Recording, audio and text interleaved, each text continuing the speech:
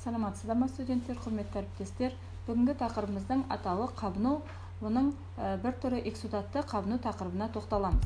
Қабыну дегеніміз организмнің әртүрлі агенттер дамытқан зақымға қан тамырлары мен мезенхималық құрылымдар арқылы жергілікті кешенді қорғаныс бейімделілік жауабы. Бұл ертеректе филогенезде қалыптасқан жалпы патологиялық үдеріс. Қабыну гистион аймағында дамиды. Гистион аймағы дегеніміз бұл микроциркуляторлық арна мен дәнекер элементтерінен негізгі затынан, талшықтарынан, жасушаларынан және жүйке талшықтарынан құралған құрылымдық қызметтік бірлігі болып табылады.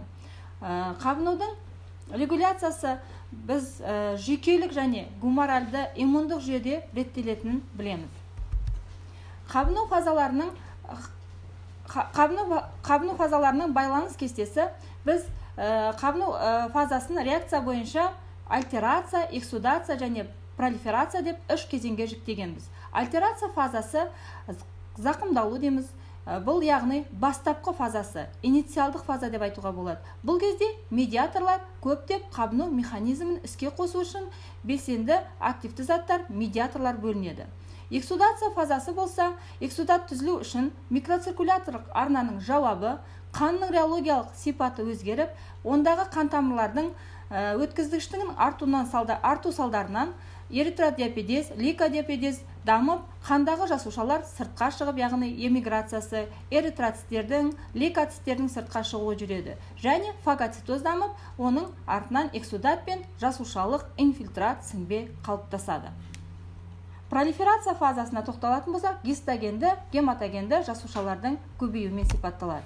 Қабынудағы медиаторлардың маңызы. Біз медиаторлардың екі түрін ажыратамыз: тіндік медиаторлар және плазмалық медиаторлар. Тіндік медиаторларды біз басқаша жасушалық медиаторлар дейміз. Сол жасушалық медиаторлардың көзі болып, лавроциттер, базофилдер, гранулоциттер, тромбоциттер, апит жүйесінің жасушалары жатады. Онымен қоса биогенді амин тобының медиаторлары гистамин және серотонинді жатқызуымызға болады. Бұл қабыну кезінде қабыну процесін белсендіріп, ол тамырдың жедел дилатациясын, сол тіннің ісінуін, тамырдың өткізгіштігін, шырыш секрециясын, жазық бұлшықеттерінің жиырылуын, медиация үрдістерін, лизосомалық нейтрофильдердің, макрофагтардың және лимфоциттердің маңызы, Т лимфоциттерін белсендіріп, фагоцитоздық маңызы болады. Ал плазмалық медиаторға тоқталатын болсақ, үш жүйенің белсенділігі қабыну кезінде белсенділігі артып, іс ашар жағдайында болады. Бұл үш жүйеге кининдік жүйеге жатқызамыз. Брадикинин, ол тамыр өткізгіштігіне жауап береді. Каликрин, лейкоциттердің хематоксисындағы маңыздылығы. Ұйытушы жүйе, бұл Хагеман факторы, 12-ші фактор, плазмалық медиаторды белсендіреді. Тамыр өткізгіштігімен, онымен қоса нейтрофильдердің миграциясын жоғарылатады. Тромбоциттердің агрегациясына әсерін тигізеді. Және комплемент жүйесі бұл спецификалық белок сарысуы. S3, S5 тамыр өткізгіші мен нейтрофильдердің, макрофагтардың миграциясы, яғни бұл да фагоцитоздық маңыздылығы бар. Қабынудың терминологиясына тоқталатын болсақ, біз қандай да болсын мүшенің атауына итс жалғауын, немесе орыс тілінде ит жалғауын қосу арқылы айтуымызға болады. Мысалы, синусит, гастрит, танзилит, гепатит. Яғни гепатит дегеніміз бұл бауыр тінінің қабынуы. Гастрит дегеніміз асқазан тінінің қабынуы. Онымен қоса біз тарихи атаулары бойынша да бірнеше түрлерін байқаймыз. Ангина бұл бадамша безінің қабынуы.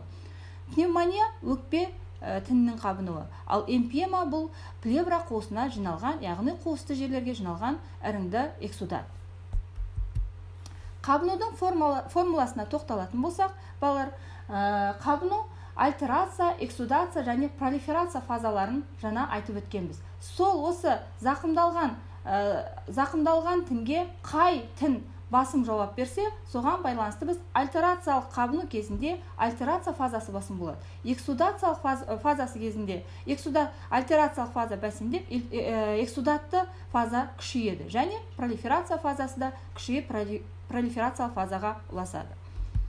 Қабынудың морфологиясының факторларына зақымдаушы агенттің сипаты тән.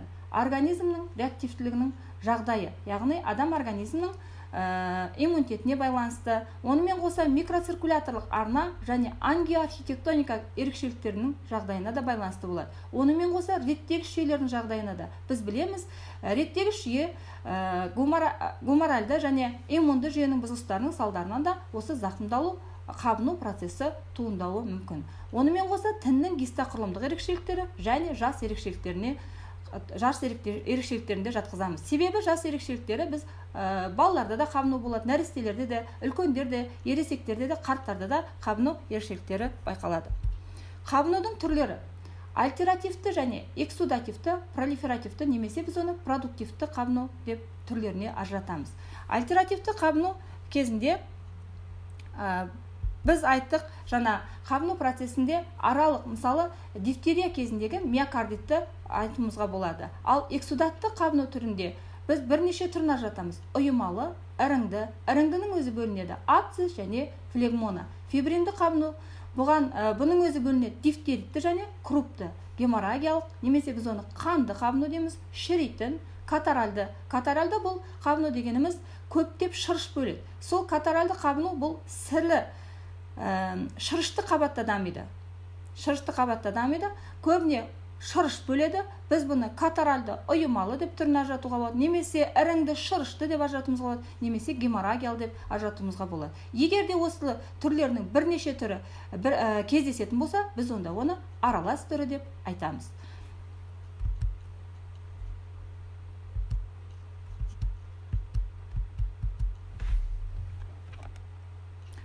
Ұйымалы эксудатқа тоқталатын болса, құрамында 2% белогы бар және аздаған эксудат араласқан ұйымалы эксудат. Бұл жерде көріп отқандарыңыздай суретте ұйымалы плеврит. Сол жақ плеврадағы қуыста жартылай мөлдір ұйымалы эксудат көрінеді. Енді іріңді қабыну. Іріңді қабыну дегеніміз нейтрофилдер жалқықтың сұйық бөлігіне араласып ірің түзіледі. Яғни іріңнің құрамын өлі және тірі лейкоциттер құрайтын қабыну. Бұның морфологиялық бейнесіне тоқталатын болсақ, іріңнің өзі тұтқыр, сарғыш жасылдау түсті, лайланған сұйықтық, сасық иісті болып келеді.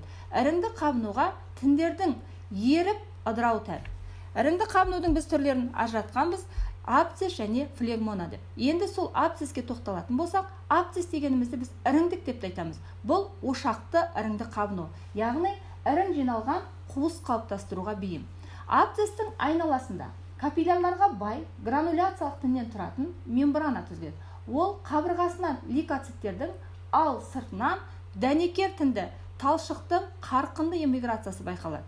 Абсцесстің қабатынан яғни пиогенді мембранадан көптеп ірің өндіріліп отырады. Оны біз пиогенді мембрана деп айтамыз. Іріңді қабынудың келесі түрі флегмона. Флегмона дегеніміз жайылмалы диффузды қабыну. Ірің тіннің арасына сіңіп, элементтерін жедете отырып жайылады. Флегмонаның түрлері жұмсақ флегмона және қатты флегмона деп бөлінеді. Жұмсақ флегмона тіндерде некрозды ошақтардың болмауымен сипатталса, ал қатты флегмона іріңді жедуге ұшырамайтын некроз ошағы бар, соның салдарынан тін қатайып ажыратылады. Егер де біз өлі тінді біз тіндік детрит дейміз деп айтуға да болады. Іріңді қабынудың түрлері: целлюлит. Целлюлит дегеніміз май клетчаткасының флегмонасы шектеусіз таралады. Эмфиема бұл қуысты, плевра қуысы, өт қалтасы, бүйенді, яғни қуысты жерлерге іріңді эксудаттың жиналуын айтамыз. Ал септикопиемия дегеніміз іріңді қабынудың гематогенді таралуы, яғни сепсистің дамуына әкелуі мүмкін. Іріңді қабынудың созылмалы түрінде жылан көздер, фистулалар, ақпа абсцесстер қалыптасады. Егер де науқас ұзақ уақыт осы іріңді қабынумен жарақатталса, қатты жүдеп амилоидоз дамуы мүмкін. Мына алдарыңызда көріп отырғандай суретте іріңді менингиттің макроскопиялық көрінісі көрініп отыр. Міне алдарыңызда іріңді үдеріс, ірің қалыптасқан. Ал келесі макропрепаратта сіздер көріп отырсыздар өкпе абсцесс, өкпе тіні, өкпедегі іріңді қабыну үдерісі. Мына берілген суретте біз жаңа айтып өттік, абсцесте пиогенді мембрана қалыптасады дедік. Мына пиогенді мембраналарымыз сырты көп қан тамырларға бай жасушаларға қабыну процесінде байқалады, ал ішінде өлі детриттер, тіндік детрит байқалады. Онымен қоса іріңді денешіктер, өлі және тірі лейкоциттер араласқан эксудат. Алдымыздағы суретте май тінінің флегмонасы. Бұл жерде іріңді процесс май тінінің арасына шашыра жайғасып орналасқан. Келесі қабынудың түрі фибринді қабыну. Фибринді қабынудың біз екі түрін ажыраттық: крупты және дифтеритті қабыну. Крупты қабыну дегеніміз беткей некроз кезінде некроздық масса беткей орналасып, фибрин сіңгенде туындайды. Бұл көбіне бір қатарлы призма эпителийі бар жерлерде дамиды. Сол жерлерге орналасады.